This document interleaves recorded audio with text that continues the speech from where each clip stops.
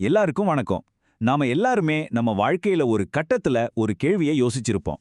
ஒருவேளை யோசிச்சுட்டே கூட இருக்கலாம். அந்த கேள்வி நான் யார் என்பதுதான். இந்த கேள்விக்கான ரகசியத்தை தெரிஞ்சுக்க நாம ஒரு பழங்கால வரைபடத்தை வழிகாட்டியா எடுத்துக்க போறோம். வாங்க இந்த பயணத்தை ஆரம்பிக்கலாம்.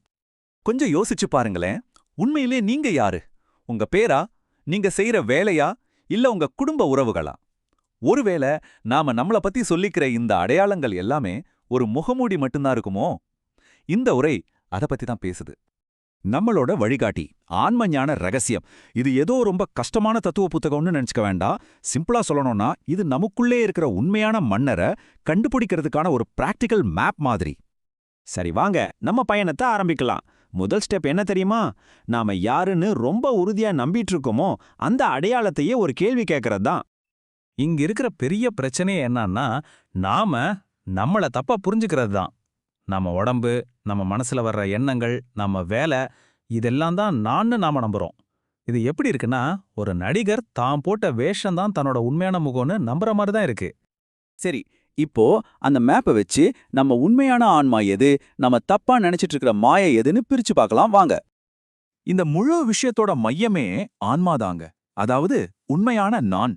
இத சிம்பிளா புரிஞ்சுக்கணும்னா உங்க வாழ்க்கைய ஒரு சினிமான்னு கற்பனை பண்ணிக்கோங்க. அந்த ஸ்கிரீன்ல வர காட்சிகள், எமோஷன்ஸ் எதுவுமே நீங்க கிடையாது. நீங்க யாருன்னா அந்த படத்தை அமைதியா பார்த்துட்டு இருக்கிற ஆடியன்ஸ். அந்த மாறாத உணர்வு தான் ஆன்மா. அப்போ எது உண்மையான நான், எது மாயை? சிம்பிளா ஒரு கம்பேரிசன் பார்க்கலாம். உண்மையான நான்கிறது எப்பவுமே பார்த்துக்கிட்டு மட்டும் இருக்கும். அதுக்கு மாற்றமே கிடையாது. ஒரு நாடகத்தை பார்க்குற பார்வையாளர் மாதிரி. ஆனா இந்த மாயை, அதுதான் நம்ம கண்ணுக்கு தெரிகிறது. நம்ம உடம்பு, எண்ணங்கள் மாதிரி நொடிக்கு நொடி மாறிக்கிட்டே இருக்கும். நாடகத்துல நடிக்கிற நடிகர்கள் மாதிரி. இங்க பாருங்க, இந்த ஒரு வரி இத சூப்பரா விளக்குது. நாம முழிச்சிட்டு இருக்கோம், கனவு காண்றோம், நல்லா தூங்குறோம். இந்த 3 ஸ்டேஜும் மாறிட்டே தான் இருக்கு இல்லையா?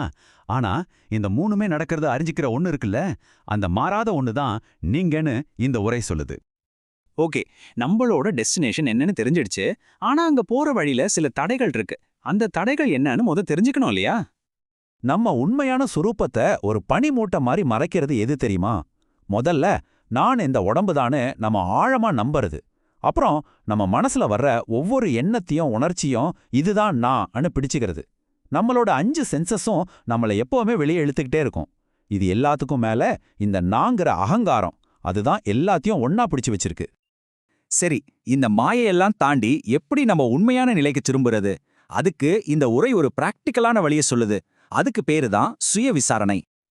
இந்த சுய விசாரணைங்கிறத ஒரு 4 சிம்பிள் ஸ்டெப்ஸா பிரிச்சு பார்க்கலாம். கேட்கறதுக்கே ஏதோ பெருசா இருந்தாலும் இது ரொம்ப நேரடியான ஒரு வழி. வாங்க ஒன்னொன்னா என்னன்னு பார்க்கலாம். முதல் ஸ்டெப்பு நான் யார்ங்கிற கேள்வியை தொடர்ந்து கேட்கறது. ஆனா இங்க ஒரு விஷயம் இருக்கு. இதுக்கு பதில் கண்டுபிடிக்கணும்னு இல்ல, இது நம்ம கவனத்தை உள்ள திருப்புறதுக்கான ஒரு டூல். உதாரணத்துக்கு, மனசுல ஒரு எண்ணம் வருதுன்னு வச்சுக்கோங்க. இந்த எண்ணம் யாருக்கு வருதுன்னு கேளுங்க. பதில் எனக்குன்னு வரும். அடுத்த செகண்டு அப்ப அந்த நான் யாருன்னு கேள்வியை மூலத்துக்கே கொண்டு போயிடணும். 2வது ஸ்டெப் பிரிச்சு பார்க்கறது. அதாவது பார்க்கற நம்மளையும் பார்க்கப்படுற பொருளையும் தனித்தனியா பார்க்கறது. ஒரு கோபம் வருதுன்னா நான் கோபமா இருக்கேன்னு சொல்றதுக்கு பதிலா, ஓ இங்க கோபம்னு ஒன்னு உருவாகி இருக்கு, அதை நான் கவனிச்சுட்டு இருக்கேன்னு பார்க்க பழகணும். இப்படி செய்யும்போது நம்ம உணர்ச்சிகளோட ஒட்டிக்காம விலகி இருக்க முடியும். சரி, இந்த விசாரணை பயணத்தோட முடிவுல என்னதான் இருக்கு? அதுதான் மெய்யறிவு, அதாவது சுய உணர்தல்ங்கிற நிலை. அப்போ இந்த பயணத்தோட முடிவுல என்ன கிடைக்கும்? நாம எங்கேயோ ஒரு புது இடத்துக்கு போக போறதில்ல. இத்தனை நாளா நம்ம தொலைச்சிட்ட நம்ம சொந்த வீட்டுக்கே திரும்பி வர்ற மாதிரி. அது எப்படி இருக்கும்னா, முழுமையான தெளிவு, எல்லா பாரத்திலிருந்தும் விடுதலை, அசைக்க முடியாத ஒரு அமைதி. இதுதான் நம்மளோட இயல்பான நிலை. கடைசியா இந்த உரையோட மிக முக்கியமான ஒரு செய்தியை பார்க்கலாம். இந்த பயணத்தோட உண்மையான பரிசு என்னன்னா விடுதலை. துக்கம், பயம், குழப்பம்னு நம்மளை கட்டி போட்டிருக்கிற மனசோட சங்கிலிகள்ல இருந்து விடுபட்டு நம்மளோட உண்மையான அமைதியான இயல்புல இருக்கிறது தான் தன்னை அறிவதோட உச்சம். இப்போ இந்த கேள்வி உங்ககிட்ட தான். இந்த முழு பயணத்தையும் கேட்டதுக்கு அப்புறம் சுய அறிவை நோக்கிய பாதையில உங்களோட முதல் படி என்னவா இருக்கும்னு நினைக்கிறீங்க? இத பத்தி கொஞ்சம் யோசிச்சு பாருங்க.